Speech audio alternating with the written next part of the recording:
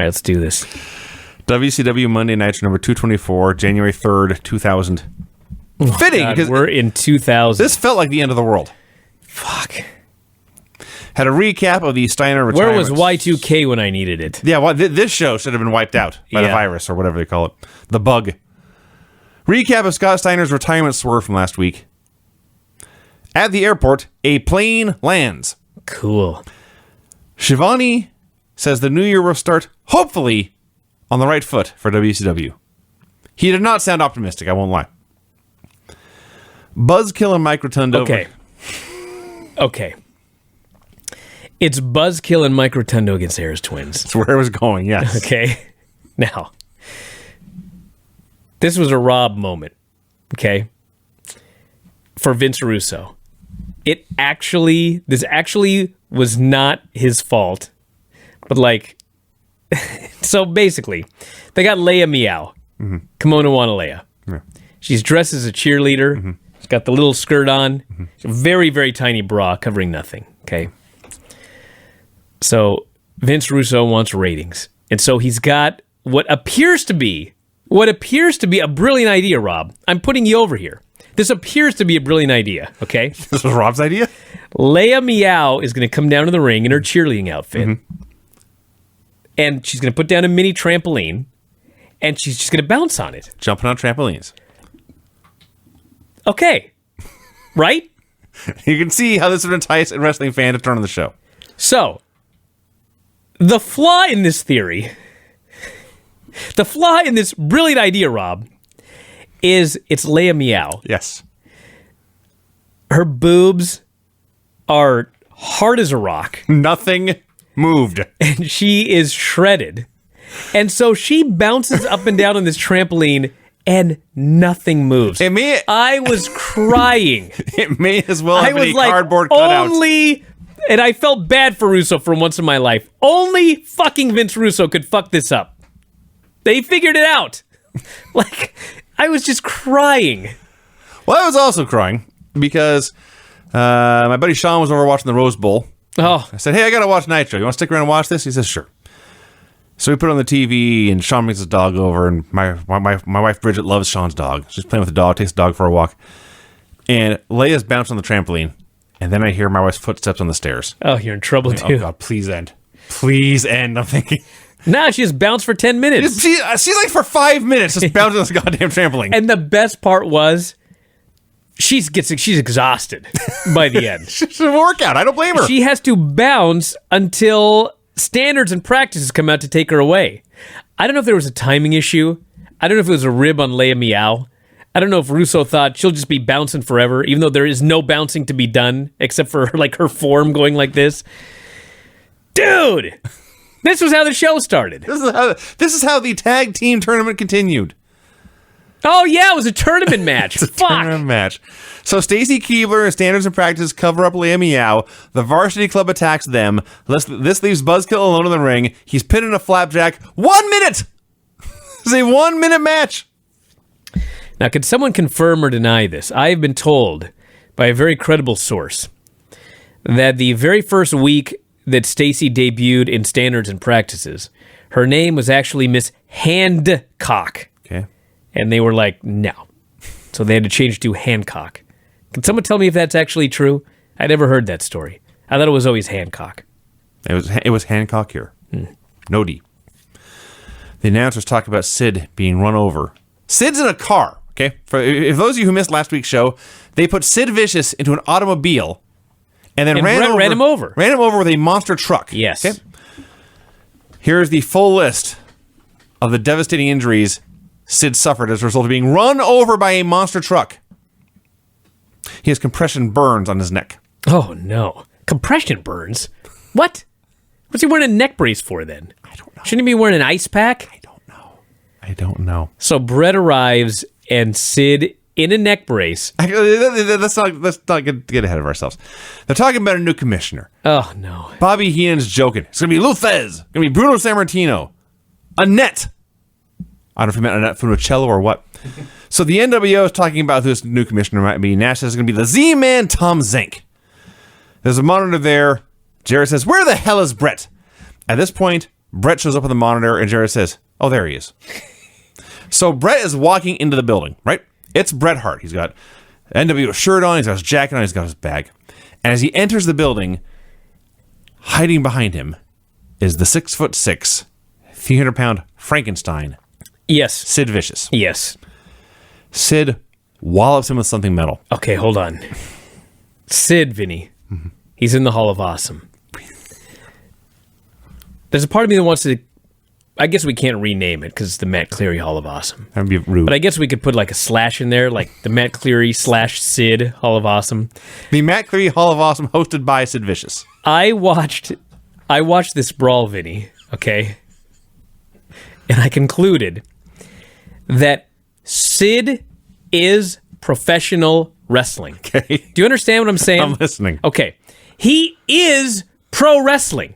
He's a giant, Yes. freaky-looking guy. True. Who's going to turn heads when he walks through an airport. Amen. He's a living cartoon character. True. And he fake fights. He sure does. There's nobody... He sure does. There's nobody that exemplifies, that personifies professional wrestling more than Sid Vicious. Because, Vinny, what do people say about pro wrestling? It's guys in the underwear fake fighting. Yeah. Okay? Most people, you could at least pretend they're really fighting. Not Sid. Sure. He is fake fighting. He sure is fake. He's a big, freaky-looking giant that turns heads on the street and he fake fights. He is professional wrestling. And he's in his underwear. Not here. Here he's in street clothes. There's like jeans and like a flannel with the sleeves cut off, a neck brace to treat his compression burns, and a backwards baseball cap. I adore him. I adore this man. He's having the world's worst brawl with Bret, who, by the way, has now deep in the symptoms of career-ending concussions. He looks totally fucked up. Part of the reason this is so fake is he can't do anything. He's still cognizant. He can still cut his promos. Yes. But he is messed up. He's doing nothing in this brawl. So, as they're fighting, now, let's go back. The NW was watching this. They acknowledged Bret Hart's in the building. They could see him on the monitor, so they must know Sid is killing him before their very eyes. As this fades to black to go to commercial, I don't know if Jeff thought the mic was live or if he thought they'd already gone to commercial, but you hear Jeff Jarrett clearly say, "He's really big." Well, he is really big. So, you know what? If I were suffering from anything that required me not to get hit in a brawl, I can think of no better attacker than Sid. he will not get hurt. I could wear a costume made of eggs, and he could beat the shit out of me, and not one egg would break. You'll be fine. Is he available for WrestleMania weekend, by the way? I'm sure he is. Because I'm missing some opponents. God. So, after the break, the NWO is tending to Bret Hart. There is one thing on this entire show that I remember 20 years later. Bret's been down. He's been killed by an angry giant, right? Wasn't feeling that good going into it. They got him sitting up in a chair. He's down. He's holding his head in his hands. It's just like this.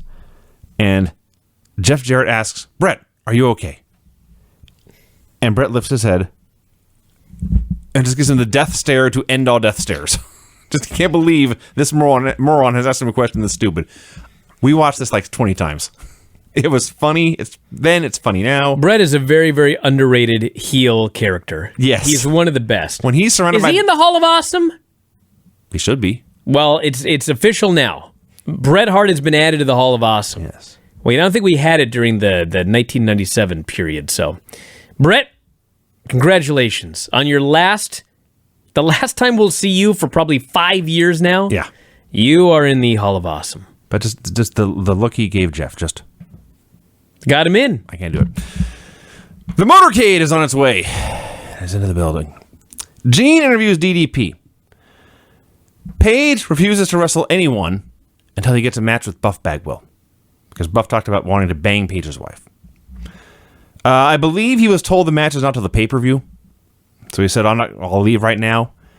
Then Hennig told him, no, the powers that be have determined you have to go to the ring right now. And Paige says, well, who's in the ring? Hennig says, PG-13. Oh, man, DDP was excited. He says, that works for me. He goes to the ring. All right. So PG-13 comes out. Now, there were segments we missed last week due to the technical issues. The show was incomplete on the network. So they recapped what happened in one of those matches here. And this would have made me even more angry at last week's show. Rick Steiner and whoever the fuck his partner was. I don't know. It doesn't matter. They beat PG-13 in the world... Who, by random coincidence, were tag team partners in this lethal lottery. Yeah. They beat these guys and pinned them to advance in the World Tag Team Title Tournament. And then Rick kept beating them and got DQ'd to get himself eliminated. Jesus Christ. So Page comes out. He destroys PG-13, hits them both with diamond cutters. Then the Wolfpack music starts to play. Not the NWO theme, the Wolfpack music. Can I read what everybody said during this segment here? Please. So they play the Wolfpack music, and Tony screams, "That's the Wolfpack music!" It plays for a moment, and then the NWO music begins. And he says, "That's the NWO music!" And then Bobby Heenan screams, "It's Nitro, guys!" So the deal is, Page was not the scheduled opponent for PG-13. Kevin Nash and Scott Steiner are. They come out. Nash drops an elbow, hooks the tights. The ref counts 3. This tournament sucks. Yeah, why are Steiner and Nash a team? Well, it was going to be, by random draw last week, it was going to be Nash and Scott. I see. Okay, I got it. It turned out. Because, they revealed to us on this show on commentary that Scott Steiner is not, in fact, cleared to compete. Yeah. This fucking show. Bret and Jeff are walking backstage with the guitars and belts and a bat. A limo drives around. NWO does a promo. Oh, Bret was so great here. He dropped a big, stupid dummy. There's no limit to the number of times I can hear Bret Hart call Sid a big, stupid dummy, and it's never not funny. No, I thought it happened one time. No. I thought it was one time on Raw. And it's every time he talks about Sid. It's like the WCW. His timing was perfect. Sid, you big, stupid dummy. Then he moves on. I love it. It's never not great. Threatens to pound in Sid's skull. Says, NWO, you can take the night off. I'm going to have some fun. He can never not make big, stupid dummy work, but Jeff Jarrett can never make slapnuts work. It's amazing. The worst catchphrase in the history of wrestling. So Jeff says he'd like to beat Sid's ass, but first he's going to talk about Benoit. Now, first he has to say, Slappy New Year. Yeah. See, I'm not even acknowledging it. It's below me. It's the worst. So he talks about the 3 matches he's going to have with Benoit. He's going to beat him 3 times. Nash is a promo. He's burying the very idea of a commissioner. Like anyone's going to tell him what to do anyway. Steiner gloats about swerving the fans. Says, these aren't my fans anyway. My fans are educated and wear suit and ties. I doubt that. I don't know. So this goes on for a while and they left. Hey, I'm going to give them credit here. They actually spent one full segment building up a pay-per-view. All right. Probably coming off the fact that Starrcade did a horrific pay-per-view number. Bret talked about Shockingly, Sid. Nobody bought that show. It's amazing. I know you're surprised to hear that nobody bought that well-built-up Starrcade pay-per-view, but they didn't. The limo, as best I can tell, arrived at the building. In a tournament match, where the winner advances one step closer to the World Tag Team Champions to determine the best tag team on the planet Earth. David Flair and Crowbar versus Lash LaRue and Midnight. So, can I just read my notes verbatim? I wrote a lot, so you go ahead. I'll go quick. Match is fucking atrocious. Stevie Ray attacked Midnight right in front of the referee, which was not a DQ. Mm-hmm. Disco and the Italians came out. Booker went after Stevie. The ref is yelling at everybody. Stevie hit his own brother with a slapjack. Lash gave Crowbar a Hurricane Rana onto his own partner. Vito and Johnny attacked Lash. Crowbar and David are pulling each other by the hair. The ref has to be distracted for all of this, even though it was made abundantly clear he wasn't calling for a DQ for anything. David then won. Tony has no idea who won or how, and it's not his fault.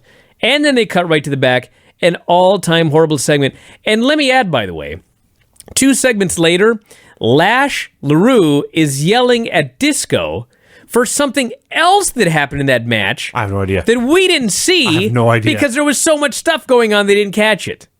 No, you did actually an amazing job. The only thing I can really add is that when the bell rang, I said, Midnight is the best worker in this match. And the match went on, and I was proven correct. Crowbar's pretty good. Crowbar's all right. Stevie called her a jacked up hoochie. He hit her right in front of the ref with his fist. And then hit her and Booker with a slapjack. The Italians are out there. There's a bunch of shit happening. David finally pins Lash, and then my notes here read, fuck motherfucker, fuck you. And then this tournament sucks. There's more to come. Lash confronts Disco. I couldn't hear them, which also didn't help. The Italians jump Lash. Lex is out to imitate Sting again. He's got to redeem himself. I need a useless wrestler to come out. Tank Abbott comes out instead. Liz maces Tank. Lex leaves. Jerry Flynn attacks Tank. There's a bell ringing, and Lex is scared of a bird. Horrible. A bird? There was a bird. You missed the bird. I did miss the bird. There was a bird. Really? Yeah. Sure it wasn't a bat? No, it was a bird. Huh. A bird scared Lex. Oh, like Sting's bird? It may have been the same guard bird. Okay. Yeah. I thought there might have been like an actual bird that just got loose in the building. Well, there was an actual bird. Okay, I got it. But the idea was to have a bird there. All right, we're even then. I missed that, and you missed Harvey Whippleman getting carried to the back. Yes. By another bird. All right, this next segment. This poor fucking Rob Gardner. So a guy has to come out to announce the new commissioner. They've talked about Bill Bush for weeks now, but I guess Bill Bush is like, fuck you. I'm not doing this shit. Use Rob. It's his name, Rob. It is, actually. It's their Rob. This poor guy. This is their Rob. He's got to come out here. Oh my fucking God. They wrote the shittiest lines for this. I was in a rush. I did not have time to transcribe this, and I'm sad. I wrote some of them. Have at it. He said, there is a great power struggle ongoing between the powers that be and Bill Bush. And last week, the powers that be swerved the entire world.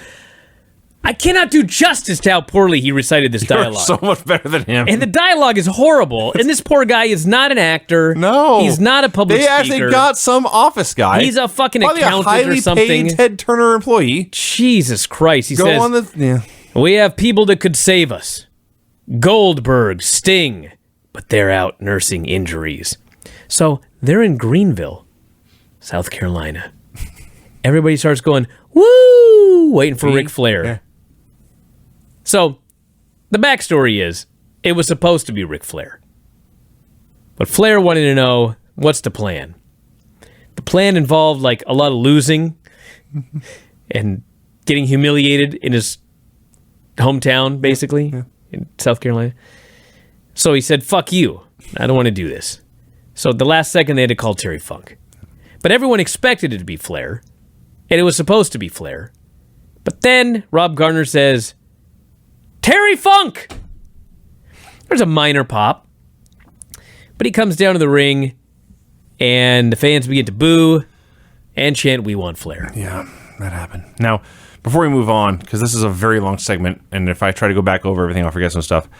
The one line of dialogue that I did write down that you did not is that I called him Bob Garner, maybe it's Rob, either way. It's Rob. Since the writers with ironclad contracts have arrived, it has been a time of turmoil for WCW. Well, who's the dipshits to give him ironclad contracts then? I was just going to say, we're supposed to feel bad for you fuckers. You signed him to ironclad contracts. That's your problem. Yes. So don't take it out on me. So he's horrible. Terry Funk comes out. The indie guys playing Terry Funk's personal security detail. This needs to be screen capped at the end of time. The worst collection of haircuts I've ever seen. Oh, there were some bad ones. Like giant, like hairsprayed afros. I don't even know how to describe some of these. They come out like not single file, I guess double file, 2 rows of them. And I was looking left and right, 1, 2, 3, 4, and everyone is somehow worse than the haircut of the guy in front of him. It blew me away. So Funk cuts a promo. Okay, a terrible, awful show, but I'm a fair man. Terry Funk cuts good promos. He's very good. Breaking news in 2019. I love wrestling, he says. I love real professional wrestling. I love real pain. I love real desire, dedication, and real personalities. Not the paper personalities created by writers.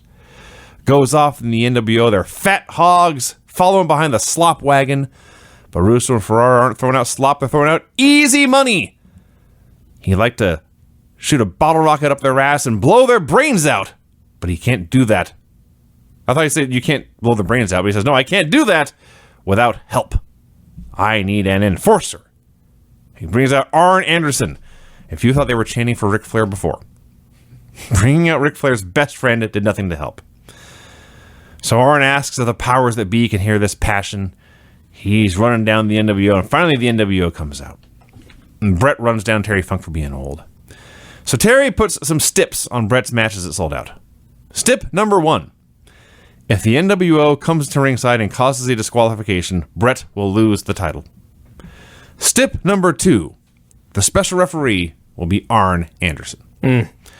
So for tonight, meanwhile, he noted that Jeff had talked about wanting to beat Sid's ass. He was going to give him a chance. It's Jeff versus Sid for the U.S. title in a power bomb match. Yes. As for Nash and Steiner, he says, you are in the tag team tournament, but I promise you will get screwed. Okay. And actually, Nash cut a hell of a promo afterwards. He did. Yeah. First time I've ever said that, I think. Says, I thought you were dead, Terry Funk. Which I can't figure out why, because, I mean, he's getting a tag title match tonight. He's in the tournament, so I don't know what he's so mad about. I guess the promise of being screwed. I guess. Says they're both dead. Threatens to kidnap David, and then everyone is screaming at each other. Why? Because David is Arn's godson. So he's going to kidnap David as a hostage. Okay. I see. To hold power over Arn. Okay. They go to commercial. They come back. Kevin Nash, Arn. It's Arn and Funk having a conversation outside. I heard 0 words of this. And Funk finally tells the security to take off. They are looking for Ric Flair. Or, David Flair. I'm sure they found Ric. They'd be thrilled with that, too.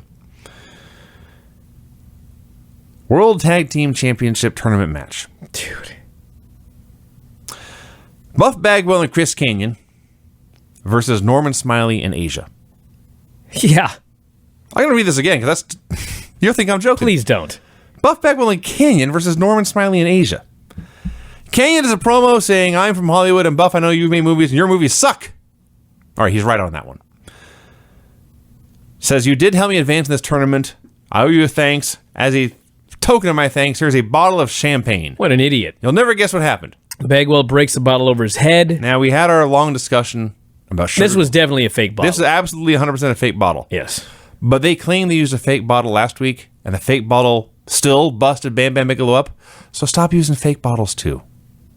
Would this show have been a disaster if no one got hit in the head with a bottle? If you would have drank some of the champagne and then blown in the guy's eyes, maybe? That took you 0 seconds to think about. Yes. All right. So Norman's in a mascot costume. Not in armor. Not like a football pads or hockey uniform. He's dressed as some Wildcat Willie or whatever. They're doing this match. He accidentally hits Asia with a mascot head.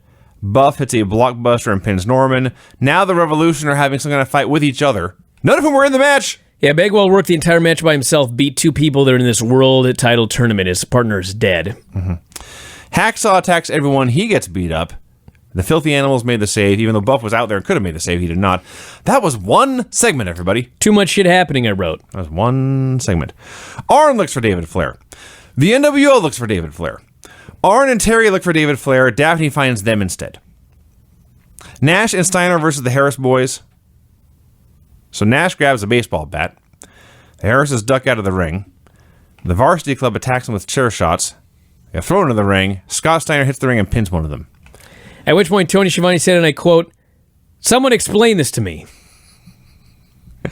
Well, they're in the finals. Do you remember... The show is wretched. Way back in... I don't know what else to tell you. October, when the World Heavyweight Tournament was going on. And we thought it was the worst ever. We thought it was the worst thing all the time. This is 10 times worse. There were probably 5 matches in that tournament better than the best one in this match. Yes. This is nothing but bullshit after bullshit upon bullshit. This is the worst tournament I've ever seen. It's the worst competitive event I've ever seen.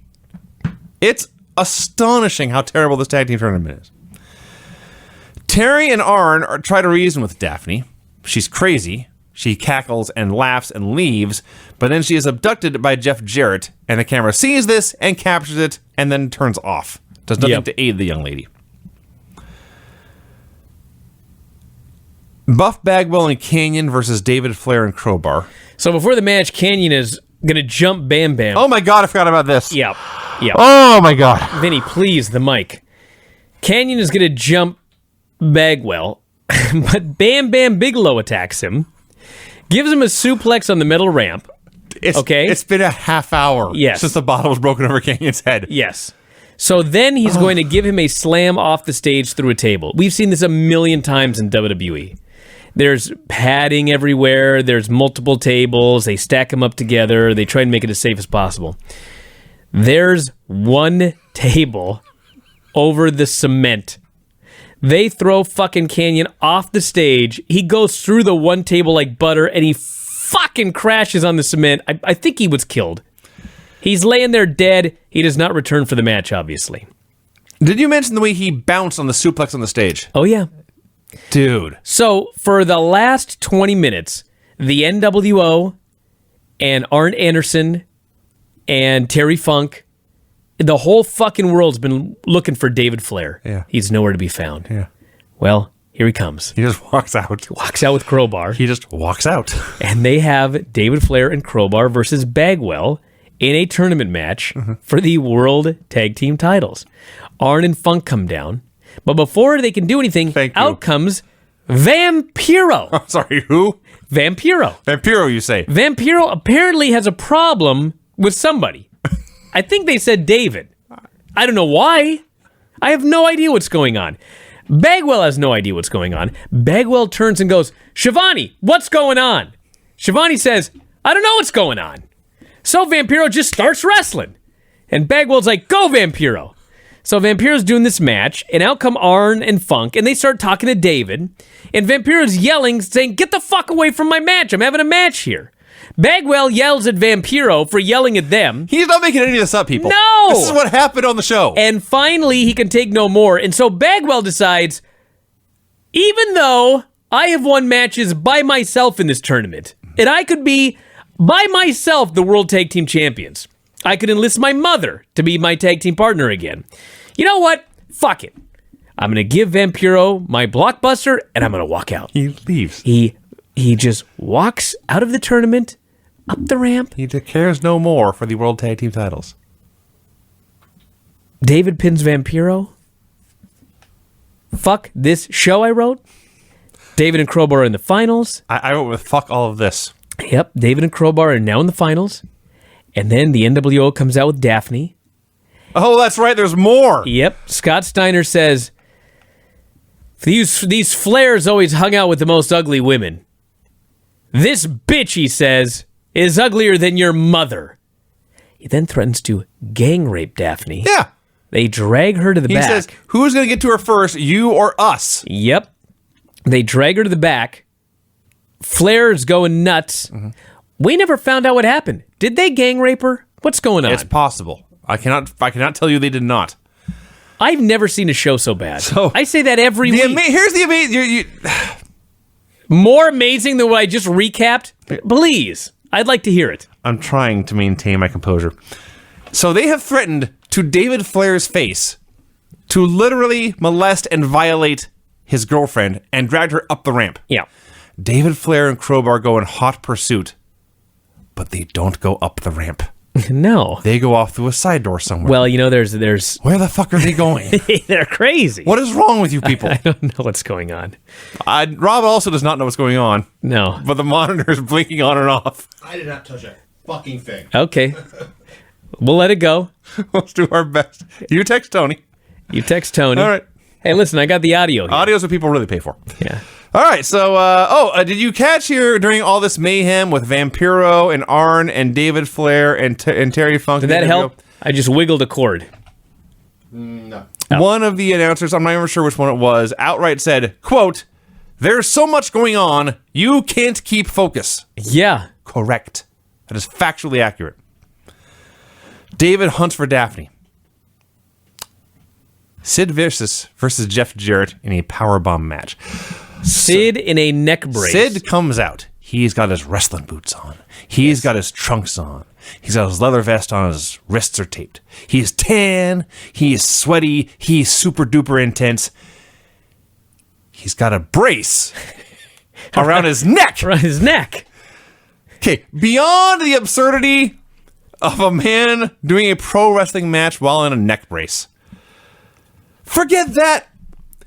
He's Sid. Yeah. You know what Sid's really, really bad at? Everything. Yes. But I love him. As it turns out, holding his neck still. A common Sid thing, a Sid mannerism, if you will, is to look to his left with an intense stare. Yes. And then whip his head around to look at the fans on the right. And then whip it back. Yes. He's got a neck brace on. I am trying to figure out this entire match. Are they this dumb? Did Sid... No, Vinny. Stop right there. Okay. He doesn't have a bad neck. Okay, so... He has a burn. Okay. So he can still move his head. Okay. It's just a burn. Now, why he's wearing a neck brace over a burn, Okay. I don't have any idea. Shouldn't it just be bandages? What is a contact burn? Compression burn. I believe. Compression burn? That's what I was told. So they're doing this match. They brawl on the floor. They show a bunch of power plant dudes in the front row. I saw Mike Sanders. I saw Chuck Palumbo. Oh, Mark Jindrak was the other one. I can't find this anywhere on the internet. I think they made this up. They may have made it up. So here's how the ref gets bumped, everyone. Sid, in his neck brace, throws Jeff Jarrett into the ropes. Jeff rebounds, runs at him, does a baseball slide through his legs, and he kicks the referee in the ankle. This causes the referee to spring through the air. Well, it's heel ref Slick Johnson. I see. Although I don't know if we're supposed to be crazy. heel Rob, have you fixed the monitor? He didn't do anything. It just fixed. Yes, I did. Excellent job, Rob. Well done, The Rob. best producer we've got. Any problem? Shazam. Rob's all over it. He's got it fixed. Yes. Excellent. All right. So the ref gets bumped. Rob, you understand that if the monitor would have gone upside down and the picture would have gone like this and had snow and been black and white, it's still better than this Nitro we watched. So I got nothing to bitch about. The ref goes flying. He's down. I guess the fact that the heel ref makes some... Well, no, it doesn't make sense because Sid hits a power bomb. There's no ref. The ref recovers. Bret Hart comes out. He hits Sid with a baseball bat. It's a DQ. A DQ in a powerbomb match? It's a DQ. Fuck you. In a power bomb I match. hate this show. Oh, it's awful. This show is utter shit. It's amazing how shitty the show is. Then, why does everything have to happen? EMTs come out to tend with Sid, who has, after all, been struck with a baseball bat. And so Bret Hart and Jeff Jarrett beat up EMTs with baseball bats. Yeah. Why do they do this? Because they Did we even talk about when the EMTs came to check on Bret earlier and the NWO beat them up too? They're edgy. There are innocent victims. I know, it's stupid. Being taken out left and right in the show with no effect. They're trying so hard to be the NWO in 2000. It sucks. David and Crowbar hunt for Daphne. Did they ever find her? Which leads to Kevin Nash and Scott Steiner versus David and Crowbar, who gave up on the hunt. We got a master wrestle. They gave up on this. Hey, to them, these titles are more important than their girlfriend. The same titles where Rick Steiner got himself DQ to get out of this tournament. Vinny, where it doesn't matter what the other people think Buff of the Bagwell titles. walked out of the tournament. To David and Crowbar, these titles are the most important things in the world. Including Daphne. More power to them. I hope she dumps them for this. Hey. Dude, according to my notes, a cursory glance here, I don't think we ever saw Daphne again. The NWO may still have her for all we know. What do you mean for all we know? No, we did. We did by the end. I'm not... Okay. They're doing this match, all right? Scott can't wrestle. Is Nash beating up two geeks? Steiner is saving the match on commentary. He said the word bullshit at least twice. Like 5 times. Talking about this show. He was including noting, what is a Hurricane Rana? It's a Frankensteiner. Yes. He's furious. Yes. There is a fan who's totally in Steiner's face, and Steiner's totally in his face. There was no doubt in my mind it was a plant, and Steiner was going to kill him, and it never happened. Disappointing. Just a stupid fan. So Nash is beating up two dudes. There is no ref. As noted, Nash and Steiner are going to get screwed. Nash doesn't care. Just makes them look like total clowns. Crowbar and Flair. Arn comes out in a referee shirt. He hits Nash with a crowbar. He puts David Flair on top, and he counts the pin. This is the finals. The winners and new World Championship Wrestling tag team champions of the whole world, Yes. David Flair and the Crowbar. They're the best tag team on earth. Yes. There's no one better. No, they ran through everyone. They ran through everyone in this tournament. So at this point, Jarrett did come out with Daphne. Now, I don't know exactly how it went down, but Jarrett comes out with Daphne. I look at my keypad to write down what's happening. I look up, and suddenly David is attacking Arn with a crowbar. Yes. In the interim, I don't know what happened. Yes. So David and Daphne do leave together. The NWO start beating up the old men all over the place.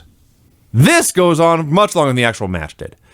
They're beating up one of them in the ring. I guess they're beating up Arn backstage.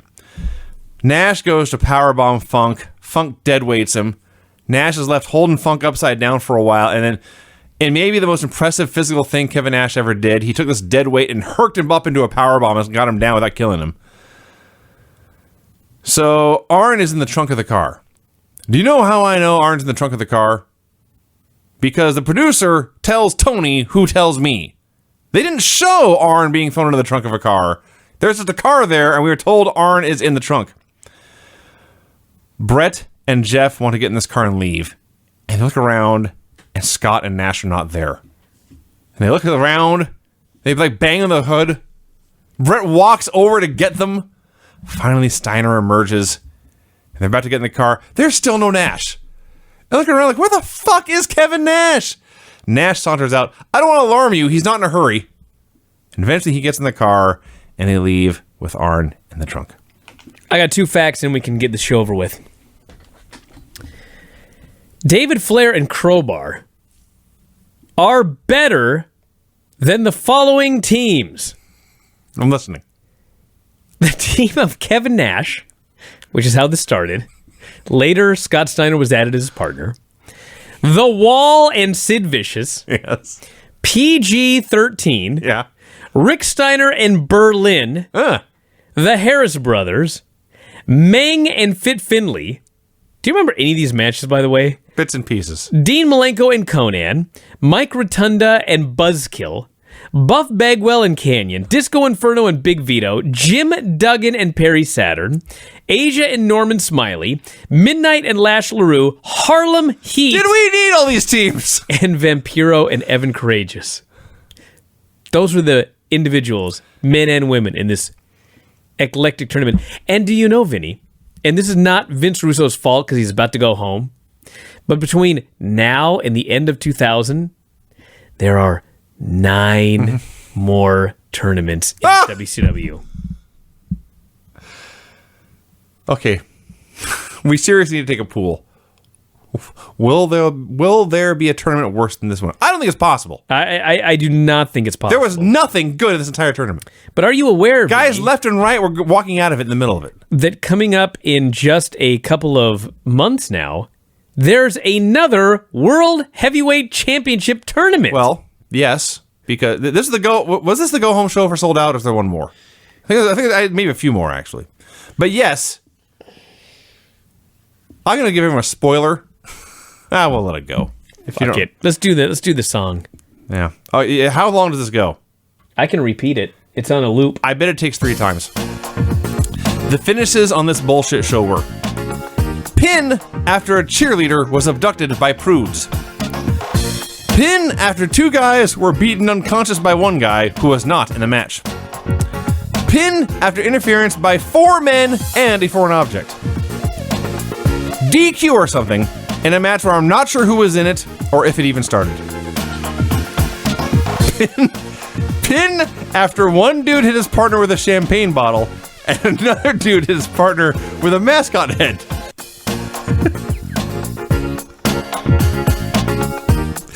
Pin after 2 dudes were attacked with chairs by 2 guys not in the match. Pin after 1 dude, I can do it. Do it. Finish. All right. Pin after 1 dude got slammed through a table, but then another dude came out to take his place.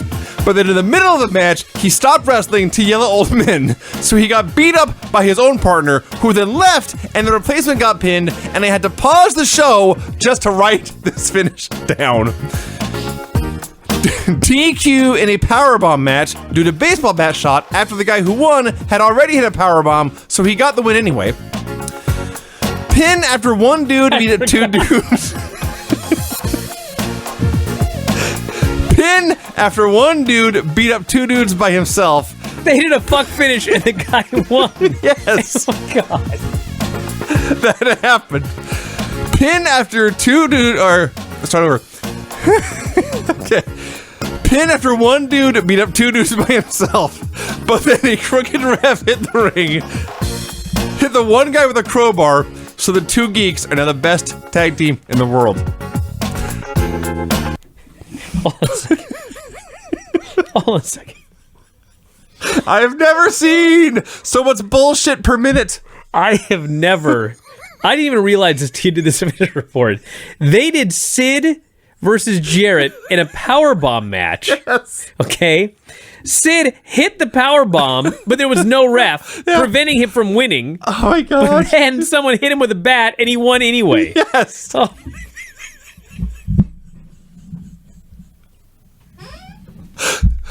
This is not the worst show ever. No. It's the stupidest show ever. Okay, I'll give you that. That's the dumbest show I've ever seen in my life. This fucking show. Holy fucking shit. Jesus, God almighty. I got nothing more to say. And you know what? It took us just as long to review these two fucking shows as it did when Nitro was an hour longer. I thought we done a half hour ago. I apologize, Rob. I told him it'd be quicker because Nitro was only 2 hours instead of 3. It's not our fault, Rob. Nothing is our fault. No, it doesn't happen. It's probably my fault. It's not. No. You are an innocent victim like us. We're all victims. We are all victims here. Yes. People say, don't be a victim. Fuck you. If there was a crime, I'm a victim. They were the offender, the culprit. We are the victims. That's a fact. All right, everyone. We're going to wrap it up. Hey, quick fun note. Thursday on Wrestling Observer Live, it's a prediction show, so get ready. Only phone calls. Yes, noon to 1. Noon Pacific to 1 Pacific. That's 3 to 4 Eastern. Only phone calls. And we'll also go over the predictions from last year's prediction show. I should be more excited about this, but I'm exhausted. So that's going to be Thursday on the show. That Observer Live also will be available at video.f4wonline.com. You can see my reactions as I take each of these predictions. Oh, my goodness. And read last year's as well. So that's coming up Thursday. Lots of other great stuff, so check it out. And that's it, everybody. We'll talk to you again. Do not watch this Nitro. After a while. Good night.